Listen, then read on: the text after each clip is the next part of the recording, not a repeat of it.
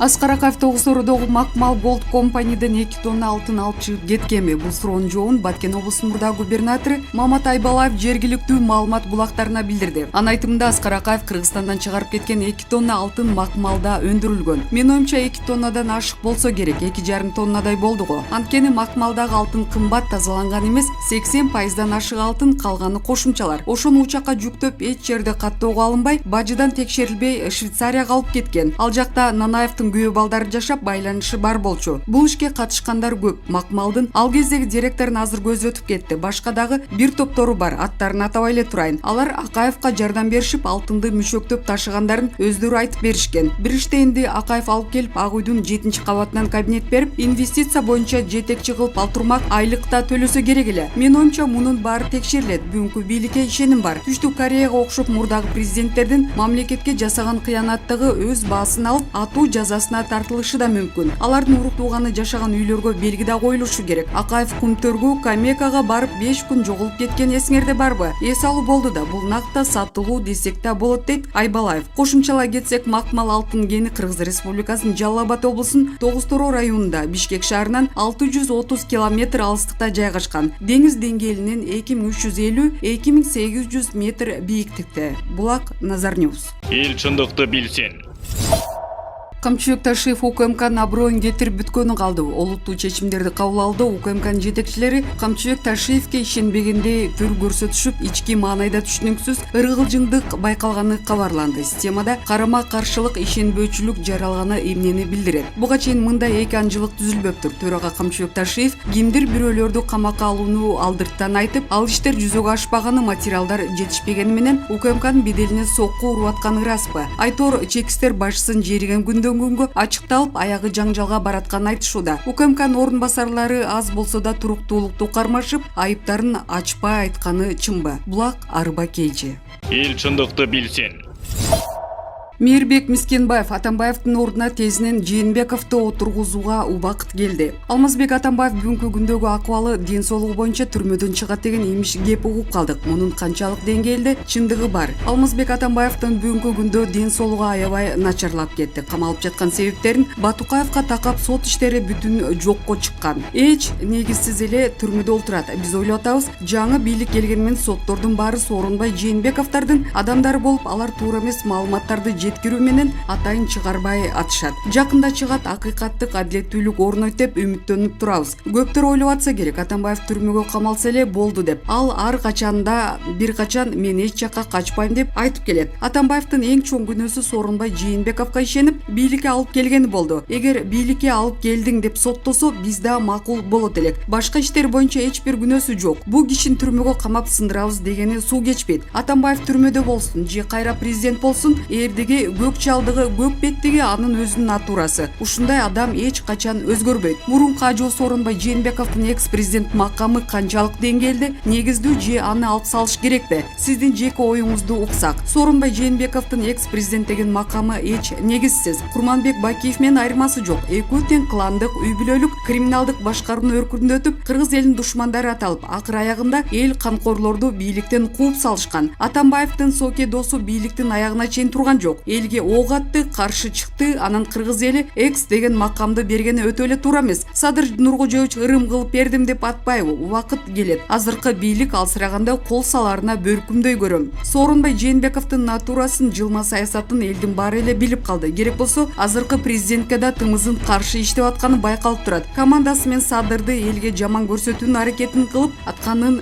баары Жээнбековдун командасы да. Бул нерсени улам айтып атам. Муну азыркы бийликтегилер да билет. Ошон үчүн Жээнбековдун экс макамын тезинен алып, иш козгоп, түрмөгө Атамбаевдин ордуна олтургузуш керек. Сооронбай Жээнбеков турганда Кыргызстанда тынчтык болбойт. Мунун баарын жеке ичкүйдүүлүгүңдөн улам айтып жаткан жоксуңбу? Сооронбай Жээнбеков тарыхта канкор жана саткын бойдон калат. Өзү эле эмес, урук туугандар, куда сөөктөр да ушундай макамга татыктуу деп эсептейм. Жээнбековдордун жакшылык күтүүгө эч болбойт. Анткени 24 жыл бою бирге жүргөн саналаштарын, партиялаштарын, эң жакын досун бийликке келери менен чыккынчылык түрдө сатып алдын түрмөгө олтургузду. Ал эми элге кылган карасантайлыгын айта берсе сөз түгөнбөйт. Кыргызстанды артка тартып пандемия учурунда элдин ырыскысы болгон акчаларды жеп, элди кырып коё жаздады. Өткөн жылдагы октябрь окуясында элге каршы ок атты. Канчалаган адамдар жарадар болуп, майып болгондордун саны күн сайын өсүүдө. Менимче булардын күнү бүтөрүнө аз калды. Катуу жазаларын алат. Учурда эмне иш менен Алексиң саясий карьераң токтогон жокпу? Азыркы бийликтен кысымдар байкалбайбы? Абактан чыккандан бери сот менен алекпиз. Ошол эле Сооронбай Жээнбековдун бийлиги алдында мыйзамсыз токулган сот чечимдери азырынча токтоп турат. Таң калган Орозбек Опунбаев Кашкар Жунушалиевтерге иш козголуп издөө жарыяланбаганы. Анткени Жээнбековдун командасы азыркы бийлик менен коюн колтук алышып иштешип атканда, биз Жээнбековдун командасынан толук кандуу тазаланмайынча кой таш окуясы жетиштүү түрдө ачылбайт. Азыркы бийликтен куугунтук көргөнүм жок. Куугунтуктун туу чокусун Жээнбековдун бийлиги көрсөткөн. Ойго келбеген иштер менен иш козгоп, үйгө чейин бандиттерин жиберип коркуткан күндөр болгон. Күнү түнү дебей аңдышып азыркы түрмөгө отургузушту. Ал эми азыркы бийликтен андайдын кылдай учун көрө элекмин. Булак Арыба Кейжи.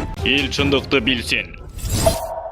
Айтылбай турган сөз эле эми Азимбекти укла. Кыргыз Республикасынын президенти Садыр Жапаровго өткөн жума ичинде Жогорку Кеңеш кумтөр алтын кенине байланыштуу 30 жыл ичинде атайын түзүлгөн 7 комиссиянын ишин жыйынтыгын карады. Бул жолку комиссиянын тыянагынан мурдагы эле комиссиялар аныктаган. Айрыкча 2012-2013 жылдардагы парламенттик жана мамлекеттик комиссиялардын тыянагындагы эле фактылар, күнөөлүүлөр, кошумчасы андан бери улантылып жаткан кылмыштарды Атамбаев менен Жээнбековго жана алардын айрым чиновниктерине ыйгаруу менен чектелишти. Сунушталган долбоорду да 3 ай бергиле деп окшош жаңылыгы кумтөргө тышкы башкарууну киргизүү болду. Мындай көрүнүштү мен мыйзам ченемдүү көрүнүш деп эсептейм. Биринчи, 1992 жылдан ушул күнгө чейинки бардык комиссиялар негизинен кумтөр алтын кени боюнча түзүлгөн макулдашуулар аракетте турган Кыргыз Республикасынын конституциясын жана мыйзамдарын бузуу менен түзүлгөнүн жана Кыргызстандын кызыкчылыгы көздөлбөгөнүн, ошонун кесепетинен Кыргызстанга орду толгус экономикалык жана экологиялык тир укмуш зыян келтирилип жатканын тастыкташкан. Экинчи, бардык комиссиялардын тыянагында коррупциялык кылмыш 1992 жылы башталып, башкы кылмышкер катары Кыргызстандын мурдагы бардык президенттерин, өкмөт башчыларын жана башка кылмыштын катышуучуларын аттары такай аталып келүүдө. Бирок ушул күнгө чейин алардын бири да жоопко тартылган жок. Иш жүзүндө кылмышкер жок, кылмыш жок принциби жашап келет. Үчүнчү, тескерисинче ушундай тыянакка келишкен жана Кыргыз Республикасынын президенттерине күнөө коюшкан бардык комиссия мүчөлөрү, саясатчылар, чиновниктер Кыргызстан расмий бийлиги тарабынан куугунтукка алынат. Төртүнчү, кумтөргө байланыштуу козголгон кылмыш иштер чыныгы толук курамында бири да башкы күнөөлөр боюнча аягына чыгарылган эмес. Анын ордуна атайын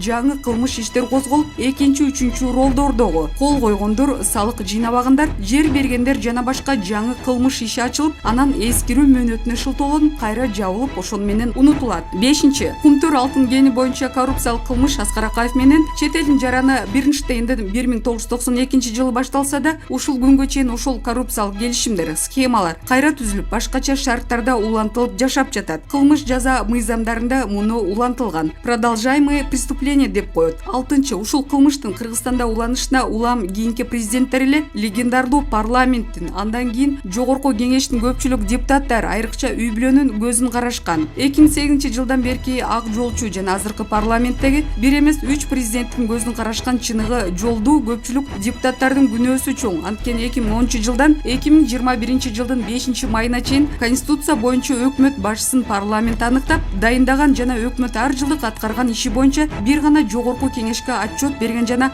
жооптуу болгон. Кечээде Акылбек Жапаровдун тыянагын угуп, өздөрү бардык жоопкерчиликтен адаттарынча качып, бардык маселени кайрадан президент менен министрлер кабинетине 3 айга футболт этишти. Эмне үчүн 2009 жылы Жогорку Кеңеш тарабынан мыйзамсыз эл аралык статусу берилип, ратификацияланган жаңы шарттарды коррупциялык келишимди өздөрү жокко чыгарып, анан убактылуу тышкы башкарууга киргизсе болбойт. Ошондо укуктук чечимге окшош болмок. Азыр 2009 жылкы жаңы шарттагы келишим, андан келип чыккан башка келишимдер, айрым мыйзамдар күчүндө турат. Ага карабай, аларга каршы келген жаңы мыйзам кабыл алышып, убактылуу тышкы башкарууну эмнеге киргизишти? Жапаровдор сураган үчүн элеби? Жапаровдор суранган күндө да туура мыйзамдуу чечимди алып берсе, жеке жоопкерчиликти алып жаткан президентке кыйла жеңил болот эле деп ойлойм. 7-нчи, ушул жылдын башында Акылбек Жапаров башында турган жаңы мамлекеттик комиссия түзүлгөндө Карышкырга кой кайтартып деп мен өз чочулоомду жаздым эле. Турмуш көрсөттү. Эл күткөндөй кумтөргө биротоло чекит коюлбады. Карышкыр чет элдик койлорду жара тартып салбады. Болгону кумтөрдүн алтын бетегесин оттошкон чет элдик койлорго жаңы соодалашуу үчүн 3 ай убакыт алынды. 3 айдан кийин элибиз кумтөр маселесинде ак үйдөгү жаңы дракондордун элдин башын ооруткан актанган кезектеги сөзүн угуп калбайбызбы? Ал дракондорго каршы жаңы чапайчылар пайда болбойбу? 8-нчи, дагы бир көңүл бурчу факт. Бул экологиялык зыян боюнча доону райондук сотко жеке жарандын атынан берилиши. Мындай доону башында мен урматтаган Динара Айым отурган министрлик, прокуратура же жогорку кеңештин тийиштүү комитети же башка тийиштүү мамлекеттик органдар берсе болбойт беле? Эмне үчүн ушундай болду? Муну мен эмне үчүн айтып жатам? 2009-жылкы кайра каралган жаңы шарттардагы келишим соодага түшкөндө да Центр тарап кыргыз тарапка тергөө сот органдарындагы кылмыш иштерде бардык талаш тартыштар боюнча доолор токтотулсун деген шарт койгон. Ошол шартка ылайык Кубанычбек Исабеков өзүнүн доосун алып салса керек эле. Эртең Исабековдун жоругу дагы кайталанбайбы? 9-нчу, жогоркуларга байланыштуу менин сунуштарым. Эл аралык арбитражда утуу максатында токтоосуз түрдө азыр күчүндө турган Центр Кумтөр Gold Company жана Кыргыз Республикасынын өкмөтүнүн ортосундагы жаңы шарттарда түзүлгөн мыйзамсыз эл аралык келишим статусу берилген 2009-жылкы келишимди ага чейинки жана андан кийинки кумтөр алтын кенине байланыштуу бардык келишимдерди жогорку кеңеш аркылуу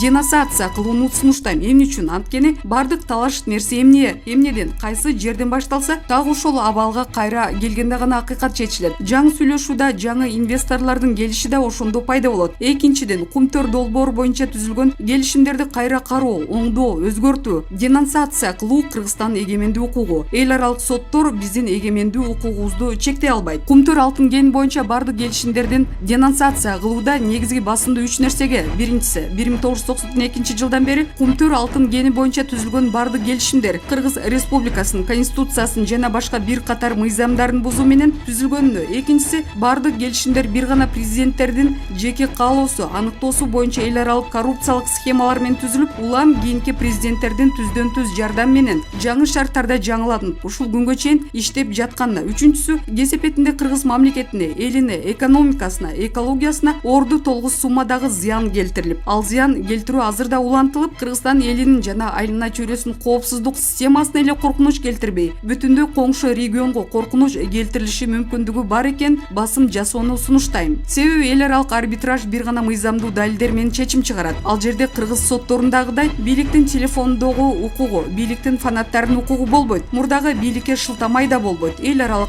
укуктук талабы боюнча азыркы Кыргызстандын бийлиги мурдагы бардык президенттер үчүн жооп берет. Ошон үчүн тезинен кумтөр боюнча түзүлгөн келишимдерди коррупциялык келишим экенин далилдөөчү башка дирижер коррупционерлер, президенттер болгонун далилдөөчү өзүбүздүн жогорку кеңештин андай келишимдерди коррупциялык деп жокко чыгарган чечими. Башкы коррупционер катары жоопко тартылган адамдардын үстүнөн чыгарылган соттун чечимдери эл аралык арбитраждар чоң роль ойномок. Тилекке каршы бизде экологиялык доону канааттандыргандан башка андай чечимибиз колубузда жок. Айрым саясатчылар кумтөр Gold Company'ни улутташтыруу керек деп жүрүшөт. Бул туура эмес. Улутташтыруу болгудай кумтөр алтын кени эч качан Камекага да, Центрга да менчикке берилген эмес. Ал 2042-жылга чейин ижарага берилген. Кумтөрдө иштеп жаткан завод, комбинат үчүн анын негизги каражаттары жол куруу үчүн биз кумтөр Gold Company'ге 1997-жылы эле өз баасынан ашыкча $174 миллион төлөп бергенбиз. Кумтөрдөгү кыбыраган нерселердин баарына кыргыз тараптын акчасы кеткен. Эми аны улутташтырып дагы төлөп беребизби? Эгерде кумтөр боюнча Акаевдин кайра түзүү коррупциялык келишимде пайда болбогондо, башкы келишим боюнча 2002-жылы кумтөр Gold Company толук Кыргызстанга өтмөк. 2003-2004 жылдардагы коррупциялык схемалар ачыкталса, Центр компаниясы кыргыз тараптын акциясын сатып алууда эч качан добросовестный приобретатель боло албайт. Чыныгы чоң коррупция так ушул жерде жатат. Ал эми Центр кумтөр Gold Company кыргыз тарап улутташтырылганын каалайт. Анткени эл аралык сотто Элисеев Мегакомду утуп алгандай Кыргызстанды жеңип алуу жолу ачылат. Себеби биз улутташтыруу менен кумтөрдү Центрнын менчиги экенин өзүбүз далилдеп беребиз. Улутташтыруу, конфискация, бирөөнүн менчигин мамлекетке алуу, айрыкча улутташтыруу менчик ээсинин макулдугу, ордун толук төлөп берүү менен жүргүзүлөт. Ошон үчүн 2003-2004 жылдарда кумтөргө байланыштуу кабыл алган токтомдордун негизинде башкы прокуратура тарабынан 2005 2005-жылдын 21 апрелинде козголгон кылмыш ишти кайра жандандырып, ошол иштин алкагында Kumtor Gold Company'нын менчигинде бүткүл акция, объектилерди, башка каражаттар менен мыйзамсыз берилген мүлктөр катары прокуратуранын доосу менен соттон кыргыз өкмөтүнө кайтарып алуу мыйзамдуу жана акыйкаттык болот. Ушундай жыйынтык эл аралык арбитражда чоң роль ойнойт. Ошондуктан 2005-жылдын 21 апрелинде козголуп, кийин өндүрүштөн токтотулган кылмыш ишти кайра жандандырып, тергөөсүн тездетүүнү, доо арызды эртелетүүнү сунуштайм. Эл аралык арбитраж үчүн Центара тарабынан келтирилген калктын ден соолугуна, айлана чөйрөгө келтирген зыяндын коркунучтуулугу үчүн жеке бир адамдын Октябрь райондук соту уткан доо арызы жана Жогорку кеңеш тарабынан киргизилген убактылуу тышкы башкаруу фактысы жаңы мыйзамы Кыргыз Республикасынын консенсия жана концессиялык ишканалар жөнүндөгү мыйзамынын 22 беренеси жана бардык комиссиялардын тыянактарында аныктаган зыяндардын өлчөмү Центераны утуп алганга жетиштүү далил болбой калышы мүмкүн. Ошон үчүн айлана чөйрөнү коргоо боюнча тийиштүү мамлекеттик органдар, көз карандысыз эл аралык уюмдар, эксперттер аркылуу кошумча жаңы иликтөөлөрдү уюштурууну да сунуштайм. Мындан кийин Кыргызстандагы кен байлыктардын тагдырын бир адам президенттер өзү каалагандай чечпеш үчүн кен байлыктарды иштетүүнүн, инвесторлорго берүүнүн өзгөчө шарттары камтылган. Конституциянын талабына ылайык Кыргыз элинин үлүшү 51%дан кем эмес аныкталган мыйзамды кабыл алууну да сунуштайм. Мындан ары инвесторлор президенттер аркылуу жана алар жактырган келишимдердин шартында эмес, мыйзамдын тартиби аркылуу келишсин жана иштешсин. Булак арба кейжи.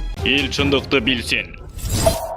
Баткенде контрабанда токтогон жок, болгону түнкү режимге өттү. Мындай пикирди Баткен облусунун мурда губернатору Султанбай Айжигитов айтты. Баткенден Тажикстанга өткөн контрабанда мурда кандай болсо, азыр да ошондой өтүп жатат. Болгону күндүзгү режимден түнкү режимге өттү. Бирок контрабанда токтой элек дейт ал. Эске салсак, буга чейин УКМКнын төрагасы Камчыбек Ташиев контрабанда толук токтогонун айткан. Ал эми министрлер кабинетинин башчысы Улукбек Марипов Тажикстанга болгон кыймыл толук токтогонун билдирген. Булак Назар Ньюс.